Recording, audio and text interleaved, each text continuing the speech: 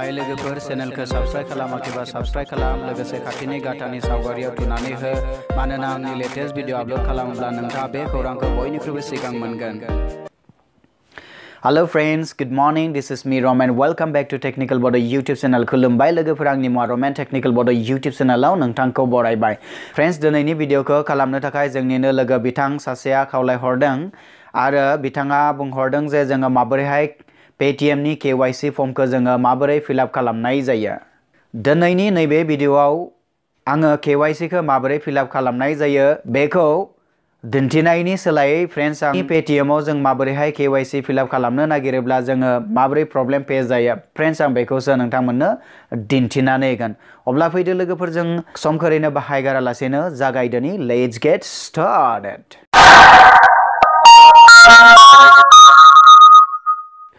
अब्ला फ्रेन्ड्स जोङो गिबियावनो Paytm खौ जों बेबायदिहाय थुनानै खुलिबाय। फ्रेन्ड्स नोंथाङा Paytm खौ गिबि खेबनि थाखाय जुदि बाहायदों अब्ला फ्रेन्ड्स नोंथाङा गिबियावनो Paytm नि एकाउन्ट खुलिग्रोना लानो नांगोन फ्रेन्ड्स। बेनि उनाव फ्रेन्ड्स नोंथांनि Paytm नि इन्टारफेसआ बेबायदिहाय गेंगोन।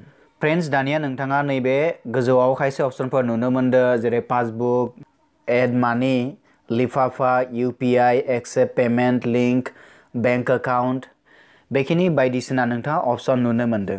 ओके फ्रेन्ड्स आं नोंथांनो मोनसे खोथा फोरमायनो नागिरो 2017 नि Paytm आव नैबे सायाव मोनसे डाइरेक्ट KYC होननाय मोनसे अपशन फैखायोमोन नाथाय आथिखालनि Paytm आव बे अपशना गैया। थ' बेखायनो फ्रेन्ड्स जों मा खालामगोन KYC खौ जों दिहुननो थाखाय जों मा खालामगोन फ्रेन्ड्स नोंथाङा नैबे सायाव Paytm होननाय अपशनाव नोंथाङा थुनानै होगोन। थुनाय लोगो लोगोनो बेवहाय सार्च खालामनायनि अपशन ओंखारबाय नोंथाङा बेवहाय KYC होननानै नोंथाङा लिरनानै होगोन। ओके बेनि उनाव नोंथाङा मा खालामगोन बेवहाय सार्च खालामगोन। दानिया नायदो फ्रेन्ड्स जेब्ला जोङो बेवहाय KYC होननानै लिरनानै जेब्ला जों बेखौ सार्च खालामो अब्ला बेवहाय मा लिरनाय फैयो नोंथाङा नुनो मोनदों नैबे नाय something went wrong try again।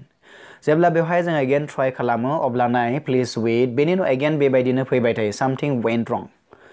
थ' फ्रेन्ड्स आथिखालनि जितु Paytm आव जोङो KYC खौ खालामनायाव बेबायदि प्रब्लेमा फैयो।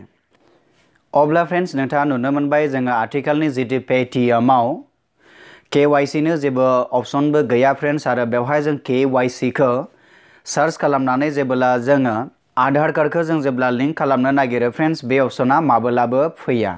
थ' something went wrong होननानै बेबायदि प्रब्लेम देखायबाय थायो। थ' बेखायनो I am very sorry friends जोंनिनो लोगो बिथां सासेया खावलायहरदोंमोन जे KYC खौ जों माबोरैहाय Paytm आव फिल आप खालामनाय जायो। थ' फ्रेन्ड्स जिहेतु आथिखालाव बे अपशना गैया नालाय फ्रेन्ड्स थ' बेखायनो I am very sorry। थ' फ्रेन्ड्स बेबायदि अपशना गैया नालाय थ' बेखायनो जोङो अनलाइनै जों KYC खौ फिल आप खालामनो हानाय नंला।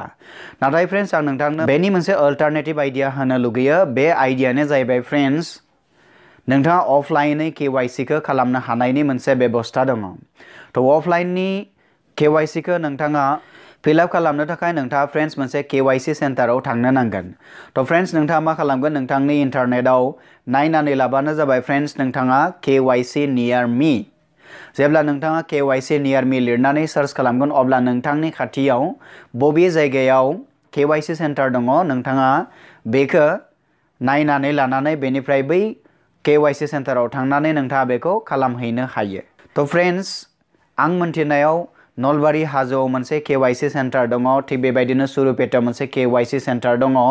थ' बेबायदिनो गुवाहाटीयावबो दङ फ्रेन्ड्स। अब्ला नोंथाङा इन्टारनेटआव नायनानै लाब्लानो जाबाय नोंथाङा जाय जायगानि बेवहाय नोंथाङा जायखिजाया नियरेस्ट प्लेस मोनोब्ला नोंथाङा बेवहाय थांनानै बेखौ निस्सय KYC खौ माबोरै खालामनाय जायो बै अफिसाव थांनानै निस्सय नोंथाङा बे जेंनाखौ नोंथाङा सल्भ खालामनो हागोन। अब्ला भिडिअखौ नायनायनि थाखाय रोजा साबायखर थाबाय फ्रेन्ड्स। उननि भिडिअ नोंथांमोनखौ लोगो मोननायनि मिजिंजों दिनै एसेनो फोजोबनाय जाबाय। गोजोन्थों। Have a nice day. Goodbye.